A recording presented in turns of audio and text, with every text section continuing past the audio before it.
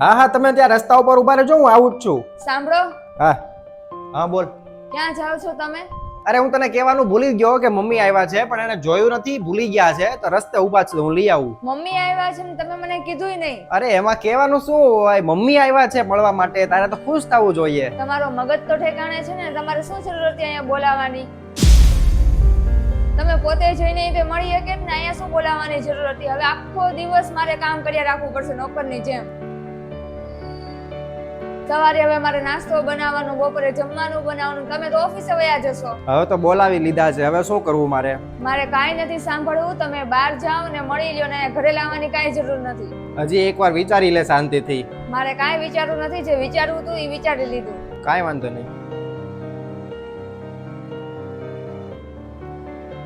કેમ છો મમ્મી? મજામાં. આવો, તમને કેમ છે? અરે બસ એકદમ મજામાં. ચાલો તો ઘરે જઈએ.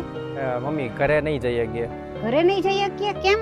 મનીષાએ ના પાડી છે કે મમ્મીને બહાર જ મળીને આવતા રહ્યો, એને ઘરે લાવવાની કોઈ જરૂર નથી એમ.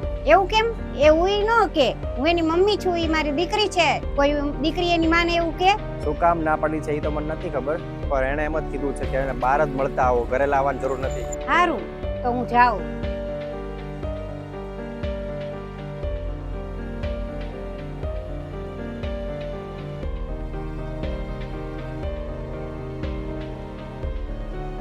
મોકલી દીધા એને?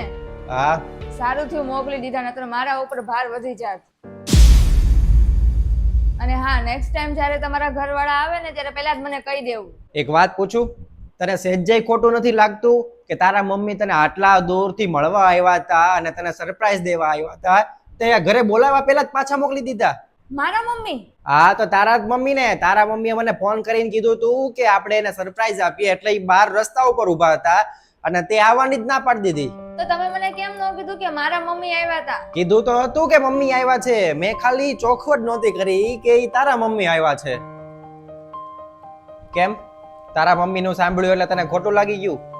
અને એમ તો મેં એને કીધું તું કે તે શું કામ એમણે ના પાડી અહીંયા આવવાની, ઘરમાં આવવાની. મનીષાને એવું લાગે છે કે ગામડેથી મારા મમ્મી આવ્યા છે મળવા માટે, પણ એને સહેજય નથી ખબર કે તમે આવ્યા છો મળવા, અને એને મારા મમ્મી સમજીને કદાચ ના પાડીએ છે. ભલે કાંઈ વાંધો નહીં, હાલો આપણે ઘરે જઈએ. ના ના, હવે મારે નથી આવું. કયા મોઢે આવું? એની વાત સાંભળીને હવે તો મને નીચું જોયા જેવું થાય છે, અને મને એમ થાય છે કે આ મારી જ દીકરી છે. જે ઘરમાં તમારા મમ્મીની જગ્યા ન હોય ત્યાં મારી જગ્યા તો ક્યાંથી હોય? હવે નથી આવું, હું જાઉં છું. અરે પણ મમ્મી,